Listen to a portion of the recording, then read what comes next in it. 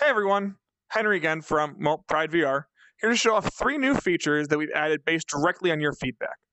So the first thing many of you guys have asked us is, taking our custom camera, how can I do first-person video with it? So we heard you, and we actually added a first-person preset right there in the camera mode dropdown. So we're going to go ahead and change that right now in front of you.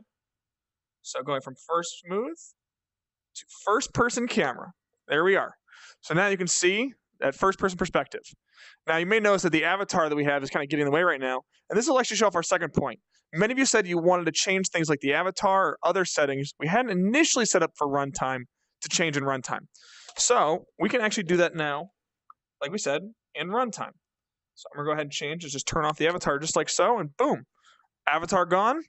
Now you can see just the controllers in front of you, but you could also use map your own hands or something you've already got preset. So now let's move around a little bit. And that experience you get right now is pretty close to what you would get from traditional screen capture software without needing to ask your players to set up OBS or Shadow Play or anybody else on their own. Instead, now you've got it built right in. But one of the downsides to screen capture has always been very limited perspective.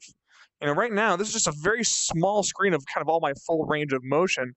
Then the cameras get out of view, or the controllers, hands, other portions of my experience are really out of view. So the third thing we've added based on feedback from our initial first-person testers, field of view slider. So we're going to take it from 90, pull right out to 124. Now you see a lot more than what we saw just a moment ago. That little box has really expanded it outwards. This is really helpful for just showing off a wider range of what's the full experience really like right now. So instead of seeing this tiny perspective, now the spectator can really see with the same peripheral that I've got. The upside of this is, even though I just changed the first-person field of view for our camera, I didn't change it for the player themselves. I'm still experiencing the exact same field of view I had a moment ago. It hasn't changed my personal experience at all, while really improving the experience for the spectator. Now, that field of view isn't limited to just first-person perspective. Again, I'm going to change it right here in runtime. You can now use that field of view on our traditional fixed smooth perspective. I should turn avatar back on so you can see me. Again, another change we can now do right there in runtime. So you can now see me right here with a much wider field of view with the same distance of the camera from a moment ago. You can see so much more of what's possible.